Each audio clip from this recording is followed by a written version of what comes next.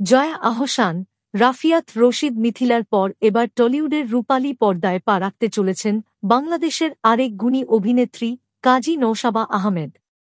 দর্শকদের জন্য সুখবর।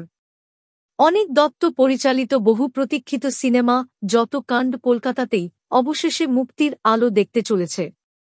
আগামী দুর্গাপূজায় এটি প্রেক্ষাগৃহে আসছে ওপার বাংলায়।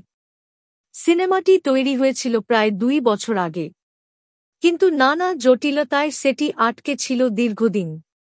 গতকাল প্রযোজনা প্রতিষ্ঠান ফ্রেন্ডস কমিউনিকেশন অবশেষে সিনেমার মোশন পোস্টার প্রকাশ করে মুক্তির ঘোষণা দিয়েছে। এই সিনেমার গল্প সাজানো হয়েছে ফেলুদার ধাঁচে ধাঁধা ও রহস্যের আবহে।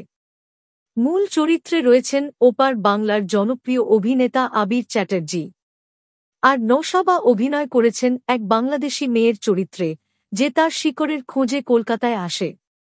নওশাবা নিজেই জানিয়েছেন, আমার আর আবিরের চরিত্র দুটোই ফেলুদা ভক্ত। এ কারণেই আমাদের এক হওয়া। গোটা সিনেমা জুড়ে ফেলুদার রহস্যময়তা আর সত্যজিৎ রায়ের প্রতি এক গভীর শ্রদ্ধা কাজ করেছে। তিনি আরও বলেন, এই কাজটা আমার কাছে ছিল একেবারেই ম্যাজিকের মতো। হঠাৎ একদিন অনিকদা টেক্সট পাই, অডিশন দিয়ে যুক্ত হই, শুটিং করি 2023 সালের সেপ্টেম্বরে। এবার দুর্গাপূজায় যখন সিনেমাটা মুক্তি পাবে, এটা আমার জীবনের এক স্পেশাল মাইলস্টোন। বাংলাদেশি অভিনেত্রীদের টলিউড অভিষেক যেন এক নতুন অধ্যায় খুলে দিচ্ছে দুই বাংলার সিনেমা জগতে।